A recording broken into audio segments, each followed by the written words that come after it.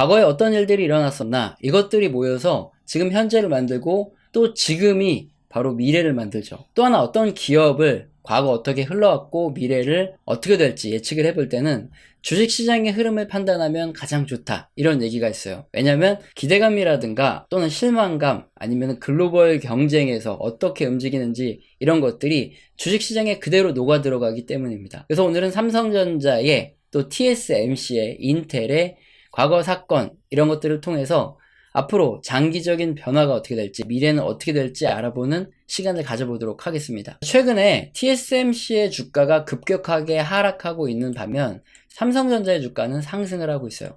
지난 2017년 말부터 최근 2022년 말까지 5년간의 차트입니다. 노란색이 TSMC인데 보시면 2018년, 19년, 20년까지는 사실상 뭐 비슷한 흐름을 보여왔어요. 그러다가 2020년 코로나 이후에 TSMC가 급격하게 주가가 상승합니다. 그러니까 삼성전자가 대충 뭐 한 70% 정도 주가가 올라갈 때 TSMC는 거의 200% 이상 주가가 상승을 하죠. 반면에 2022년 최근에는 TSMC의 주가가 어마어마하게 많이 빠지는 반면 삼성전자의 주가는 또 나름 많이 안 올랐으니까 이렇게 선방을 해서 좀 적게 빠지고, 그리고 최근의 흐름이 약간 다른데 한 달 주가 변화를 보면 삼성전자는 10% 정도 이렇게 주가가 오르고 TSMC는 한 17% 정도 한 달 사이에 주가가 마이너스로 떨어지는, 이런 희비가 교차하는 사건이 벌어지고 있습니다. 자, 지금 최근 한 달간에 어떤 변화가 일어난 건지, 지금 이런 움직임을 볼 때 혹시 삼성전자가 이제부터는 TSMC보다 더 많이 갈 수도 있는 거냐, 또는 외국인들이 이제 삼성전자를 TSMC보다 또는 인텔보다 더 좋게 볼 무언가가 있냐, 이런 것들을 한번 생각해 볼 수 있는 거죠. 자, 그러면 삼성전자는 우리가 모두 잘 알고 있기 때문에 주요 파운드리 부분의 경쟁사 TSMC에 대해서 먼저 간단히 알아보겠습니다. TSMC는 1987년에 대만의 반도체 산업 진흥 프로젝트로 시작한 이런 공기업이었어요. 물론 지금은 이제 민영이죠. 당시 모리스 창이 굉장히 중요한데 이분입니다. 이 할아버지가 모리스 창이고요. 텍사스 인스트루먼스, 여러분 아시죠? 25년 정도 재직을 했고 이 사업부 부사장까지 하고 나왔어요. 그리고 1987년에는 이분이 대만공업기술연구원 원장으로 있었는데, 이분이 생각했을 때 메모리 쪽도 그렇고 그리고 반도체의 설계 쪽도 그렇고, 자, 모두 다 봐도 만만치 않더라 이겁니다. 그럼 대만에서는 뭘 해야지 이런 반도체 사업에 뛰어들 수 있을까 봤을 때, 위탁 생산 있죠. 파운드리라고 하는, 설계는 다른 애들이 해갖고 가지고 오면 만들어주기만 하는 이런 파운드리 산업이 그 당시 1987년에 굉장히 유망하다. 위탁 생산에 뛰어들면 대만도 반도체의 글로벌 시장에서 한몫을 할 수 있겠다. 확신을 하고 대만 정부를 설득해서 모리스 창이 TSMC의 CEO가 돼서 공기업을 이렇게 설립을 하게 된 게 시초죠. TSMC는 어떻게 성장을 했냐? 1996년에 엔비디아의 위탁을 시작합니다. 물론 이때는 조금 떨어졌어요. 그래가지고 수율도 안 나오고 성능도 안 나와서 말이 좀 있었는데, 어쨌든 엔비디아가 같이 커나가기 시작한 거죠. 그리고 1998년에는 ATI가 위탁을 시작했고 2005년도에 AMD, 그리고 퀄컴, 쟁쟁한 회사들이 전부 다 TSMC의 위탁 생산을 하기 시작합니다. 그리고 지금 가장 큰 2014년부터 애플이 거의 뭐 전속적으로 위탁 생산을 맡기기 시작했고, 그래서 2022년 9월 기준으로 글로벌 파운드리 시장 점유율은 53.4%로 세계 1위입니다. 참고로 삼성전자가 16.5%밖에 안 돼요. 부동의 글로벌 파운드리 1위 기업으로 성장을 했죠. 지금 어떤 상황이냐면 중국이 지금 대만과 사이가 안 좋잖아요. 중국이 대만을 공격하면은 미국이 예뻐가지고 대만을 좋아해서 대만을 지켜주겠다 하는 게 아니라 TSMC에서 생산이 중단될 수 있잖아요. 그러면 미국 반도체 생산 중단 문제가 이게 경제에 엄청나게 큰 타격을 줄 수 있기 때문에, 그래서 대만을 지금 미국이 지켜줘야 되는 이런 상황, 이게 바로 TSMC 때문이라는 거죠. 자, 그러면 과거의 사건이 현재를 만들고 또 현재 사건이 미래를 만들기 때문에 삼성전자와 TSMC의 주가가 크게 움직인, 완전히 상황이 달라지기 시작한 2020년, 이때부터 어떤 사건들이 발생했고 앞으로 어떤 영향을 미칠지 하나하나 알아보도록 하겠습니다. 먼저 2020년 1분기에 TSMC는 점유율을 굉장히 많이 확대했다, 이런 뉴스들이 나옵니다. 삼성전자와 파운드리 시장 점유율에서 삼성전자는 당연히 2위고 1위가 TSMC인데 격차가 어마어마하게 벌어지고 있다. 아이폰 12칩도 TSMC가 맡게 되면서 사실상 삼성전자는 글로벌 시장에서 파운드리에서는 큰 힘을 발휘할 수 없을 거다. 2020년 1분기 코로나 당시만 해도 격차가 월등히 더 벌어진다. 이런 소식이 들려오기 시작했어요. 그때부터 TSMC의 주가는 이렇게 올라가기 시작했고 삼성전자 주가는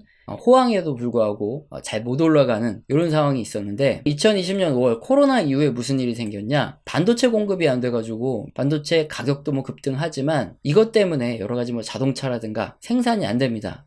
이거 반도체 생산이 무기화가 될 수 있겠구나 생각한 미국이 반도체 자급자족, 그래서 국내 공장을 두는 회사들에게 엄청나게 지원을 하겠다 하니까 자급자족을 발표를 하죠. 미국 반도체 자급자족 요거 때문에 인텔만 굉장히 좋아지고 삼성이나 TSMC는 뭔가 문제가 생길 거 아니냐 이런 얘기가 있었어요. 왜냐면 삼성전자는 이미 그때 오스틴에 공장이 있었는데 TSMC는 공장이 없었거든요. 그러자마자 갑자기 TSMC가 미국의 5나노 반도체 공장을 짓겠다 바로 선언을 해버립니다. 반면에 삼성전자는 그때 고민이 굉장히 컸어요. 어떻게 할 수가 없는 그런 상황이었기 때문에 TSMC가 확실히 좋아졌던 게 바로 2020년 5월이죠.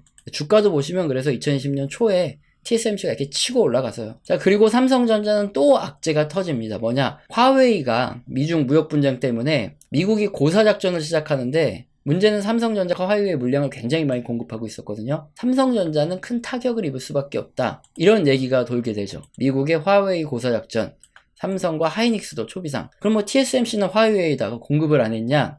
그게 아니죠. 똑같은 시기 미국 제재가 화웨이에 가해질 때 TSMC는 곧바로 화웨이를 끊어버립니다. TSMC는 화웨이가 없어도 이미 미국의 뭐 엔비디아부터 애플부터 AMD부터 해가지고 퀄컴 등 쟁쟁한 회사들이 이미 뭐 위탁 물량이 너무 많았어요. 더 지어도 부족할 정도로 너무 물량이 많았기 때문에 화웨이를 그냥 쳐내버립니다. 자, 여기서부터 또 삼성과 TSMC에 대한 외국인들이 보는 시선 2020년 굉장히 크게 달라졌겠죠. TSMC는 여러모로 점점 좋아질 수밖에 없고 삼성전자는 뭔가 좀 주춤한 거 아니야? 자, 이런 생각을 가질 수밖에 없었기 때문에 2020년에 주가의 상승 속도 차이가 이렇게 많이 났던 겁니다. 자, 하지만 2021년부터 뭔가 TSMC도 그렇고 삼성전자도 그렇고 고점을 찍고 하락을 하기 시작하죠. 주가가 더 이상 상승을 못합니다. 어떤 악재를 만난 건데 어떤 악재를 만났을까요? 우선 2021년 초 뉴스 보시면은 글로벌 반도체 시장에서 TSMC 공급망이 너무 높다. TSMC에 뭔가 문제가 생기면 특히 뭐 그때도 중국이 거론됐죠. 그럼 이거는 이제 전체 반도체 시장이 시한폭탄이 터지는 것과 같은 효과가 난다. 그러면서 2020년 5월에 미국이 반도체 자급자족에 좀 더 힘써야 되겠다. 이런 얘기가 터지기 시작하고요. 인텔이 파운드리 산업에 본격 진출을 하겠다 하면서 애리조나에 22조 원을 투자를 하게 됩니다. 그러면서 역시나 TSMC와 삼성전자 얘네들한테 굉장히 큰 악재가 되죠. 그래서 2021년도부터 잠시 주가가 주춤을 하기 시작했는데, 그리고 2021년 9월에 무슨 일이 있었냐? 미 상무부가 TSMC와 삼성전자의 중국 판매 공개 요청까지 들어갑니다. 미국이 중국의 반도체 굴기를 꺾어야 되는데 기술 개발이 이루어지고 뭔가 이상해요. 그러니까 삼성전자와 TSMC를 한번 뒤져보는 거죠. 니네가 중국에 어느 정도 공급을 하고 있길래 중국의 반도체 굴기가 이렇게 안 꺾이냐 하면서 미국 상무부에서는 삼성전자, TSMC를 좀 압박하기 시작합니다. 자, 물론 이때 공급량이 후달려가지고 실적이 더 증가하지 못한 이런 것도 있어요. 그래서 어떻게 되냐? 2022년이죠. 올해 3월에는 비율을 좀 맞춰야 되니까 우리 삼성전자가 미국 기존의 오스틴 공장 외에 텍사스 테일러시에 공장 건설을 발표를 합니다. 사실상 이게 말이 많았죠. 삼성이 꼭 미국에다가 공장을 세워야 되냐, 뭐 눈치는 보아야 되겠지만 이게 그렇게 좋은 결정이냐 아니냐 이런 얘기가 굉장히 많았고, 또 삼성에는 문제가 하나 더 생겨요. TSMC와 삼성 파운드리의 격차가 너무 확대되고 있다. 이런 얘기가 요 4월만 해도 들려오기 시작합니다. 왜냐면 2021년 TSMC의 설비 투자액을 봤더니 거의 400억 달러고 인텔의 설비 투자액도 260억 달러인데 삼성전자는 130억 달러 정도밖에 투자를 안 하더라. 안 그래도 이게 파운드리 부분에서 격차를 좁힌다고 하는데 이렇게 금액 차이가 나면 절대 좁힐 수 없다.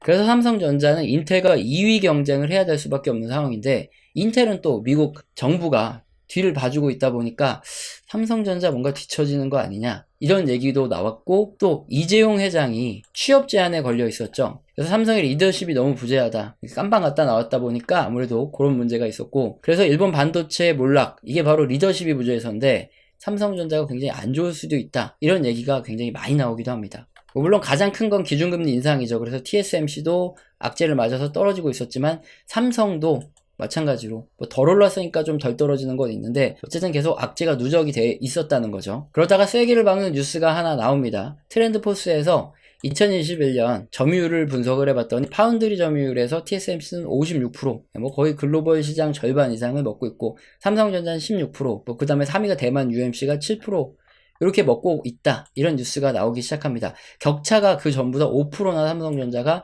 더 벌어졌다는 거죠. 그리고 2022년 7월에 또 어떤 일이 터지냐, 중국의 SMIC에서 7나노 공정을 파운드리를 개발을 합니다. 근데 이게 굉장히 충격이었던 게 미국에 반도체 장비가 안 들어가고 있는데 중국이 지들이 알아서 7나노 공정을 개발을 했다는 거예요. 이게 중국이 생각보다 너무 기술 발전 속도가 빠르다, 선단은 아니지만 7나노가 되면 꽤 많은 제품들을 만들어낼 수 있기 때문에 굉장히 타격이 컸죠. 그래서 TSMC의 기술 유출이 됐다, 이런 의혹이 크게 제기됐고, 미국은 이제 중국을 완전히 더 통제를 많이 해야 되겠다면서 일단 반도체 지원법을 통과시켜서 기술 격차를 크게 늘릴 준비를 하고, 그리고 14나노 장비 수출 또한 제한을 하기 시작합니다. 그래서 첨단 반도체 장비 거의 다 중국으로 막아버리겠다, 이런 얘기가 나오고, 그리고 한국, 미국, 대만 이렇게 해서 치포 동맹을 맺자, 이게 추진이 돼요. 그래서 치포 동맹은 혹시라도 대만 전쟁이 나거나 먼저 문제가 생기면은 한국이라든가 그리고 일본 이렇게 해가지고 기술 공유를 하자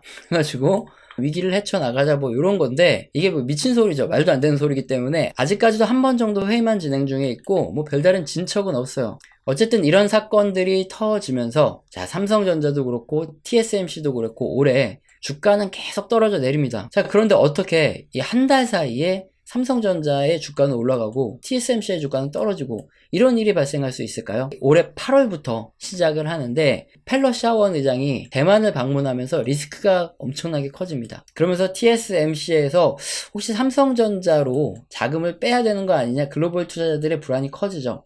중국이 무력으로 대만을 어쨌든 칠 수가 있는 거잖아요. 그렇다 보니까 이 엑소더스가 이어질 가능성이 있다, 이런 얘기가 일단 올해 8월부터 들려오기 시작했고, 인텔의 3나노 메테오 레이크를 TSMC가 양산을 하기로 했는데 갑자기 연기가 됩니다. 인텔이 3나노를 안 하고 이제 자기들이 2나노를 하겠다, 이런 얘기도 있고, 양산이 안 돼가지고 안 된다, 여러 가지 얘기가 있어요. 어쨌든 TSMC가 3나노에서 인텔을 고객 확보에 실패를 하게 됩니다. 그리고 결정적으로 최근에 기준금리가 인상이 되면서 TSMC가 20나노 이상의 칩 가격을 동결합니다. 지금 재고가 쌓이고 있어요. 왜냐면은 수요가 안 좋아지니까 가전제품이라든가 이런 데서 칩이 굉장히 안 나갑니다. 특히나 이 20나노 이상 칩 같은 것들은 첨단 제품이 아니라 가전제품이라든가 이런 거에 들어가는데, 이것들의 수요가 떨어지니까 칩 가격을 동결한 거예요. TSMC에 이게 악재로 작용할 문제가 하나 더 생기는데, 삼성은 이미 3나노를 올해 양산을 하고 있는데 TSMC는 수율이 굉장히 낮습니다. 불량품이 많이 생겨가지고 아직도 양산을 못하고 있습니다. 그래서 애플은 이제 내년에나 적용하고 인텔은 칩 출시를 연기했다, 이런 악재가 빵 터져버리는 거죠. 나노 경쟁에서 일단 삼성전자에 밀렸다는 거고, 그리고 또 하나 점유율에 대한 얘기가 나오죠. 9월 달에 트렌드포스죠, 조사기관에서 조사를 했더니 TSMC의 점유율이 53.4%고 여전히 높지만 삼성전자가 16.5%로 TSMC와 격차를 줄여나갔다, 이건데, 특히나 이 첨단 공정에서 수율 때문에 삼성전자가 앞으로도 격차를 좀 더 줄일 수 있지 않겠느냐, 이런 전망이 나왔습니다. TSMC에는 악재가 된 거죠. 이런 악재 때문에 점점 삼성전자로 외국인 자금은 몰리고 TSMC로 자금은 떨어질 수밖에 없는 이런 토대가 갖춰졌는데, 최근에 문제가 더 생기고 있어요. 특히 9월이죠. TSMC와 애플이, 그리고 또 엔비디아도 그렇고 가격 인상 문제로 균열의 조짐이 나타나고 있습니다. 왜냐하면 TSMC 같은 경우에는 가격을 인상하려고 하고, 애플은 이미 좀 비싸게 주고 있지 않냐, 엔비디아도 마찬가지로 비싸게 주고 있기 때문에 가격을 인상할 수 없다, 균열 조짐이 있었다는 거죠. 이 가격 문제 때문에 잘하면 삼성 파운드리로 물량이 넘어올 수도 있는 이런 거고요. 그리고 또 TSMC가 10월이면은 3나노 양산을 할 수 있다, 장담을 했는데 수율 문제로 또 연기가 됐어요. 그래서 삼성전자가 이제는 6개월이나 더 앞서서 양산을 하는 이런 지경이 됐습니다. 그리고 이재용 삼성전자 회장이 취임을 해서 지금은 이제 컨트롤 타워가 다시 또 정상화가 되고 있기 때문에 리더십 부재 문제가 어느 정도 해소됐다, 이런 얘기가 있고, 특히 지금 가장 리스크가 커지는 TSMC의 문제는 시진핑 3기죠. 미국과 경쟁이 계속되고 있고 대만에 대한 무력 이런 것들 굉장히 약한 고리가 공격될 수 있다. 자, 이런 얘기가 커지고 있어요. 이런 것들이 TSMC의 엄청난 악재로 작용을 하는 거죠. 그래서 최근에 보시면 TSMC의 주가는 한 달 내에 한 17% 이상 마이너스가 나고 삼성전자는 오히려 10% 이상 올라가는 이런 굉장히 긍정적인 모습이 나타나고 있는 겁니다. 자, 이런 과거의 사건들과 주가의 움직임의 변화를 봤더니 자, 어떤가요? 쭉 보다 보시면은 우리가 미래를 한번 생각해 볼 수 있는데 삼성전자는 일단 파운드리 투자를 계속하고 있고 지금 3나노 경쟁에서는 TSMC를 양산면에서 제꼈어요. 지금 이제 1.4나노를 먼저 하겠다 뭐 이런 얘기를 하고 있죠. 하지만 어쨌든 TSMC는 지금 시장 점유율이 너무 높죠. 전 세계 뭐 거의 절반 이상을 차지하고 있기 때문에 선두 자리는 계속 유지를 할 거예요. 그리고 TSMC의 결정적인 생태계, 설계부터 후공정 이런 것들이 너무나 잘 돼 있어서 삼성이 이걸 따라잡기는 뭐 단시간에 따라잡는다 이건 너무나 어려워요. 그래서 당분간 선두 자리는 계속 유지될 수밖에 없습니다. 하지만 삼성도 그렇고 인텔도 그렇고 강력한 경쟁 상대들이 계속 조금씩 추격을 해오고 있죠. 또 인텔은 어떻습니까? 미국 정부의 반도체 내재화 이걸 계속 이용을 해서 뭐 보조금도 타내고 동맹도 결성을 하고 지금 파운드리 시장에 엄청나게 빠르게 침투하려고 노력을 하고 있습니다. 이번 TSMC의 3나노 양산 문제에서도 나타났지만 파운드리 산업은 지속 성장하는 산업이 맞아요. 하지만 뭐 3나노도 그렇고 1.4나노도 그렇고 자, 뭐 선폭 미세화라 그러죠. 이거는 점점 속도가 줄어들 수밖에 없습니다. 그럼 어떻게 되냐? D램과 동일해지겠죠. TSMC, 삼성전자, 인텔이 어느 정도 과점 체제를 형성하고 무언의 카르텔이 형성이 될 겁니다.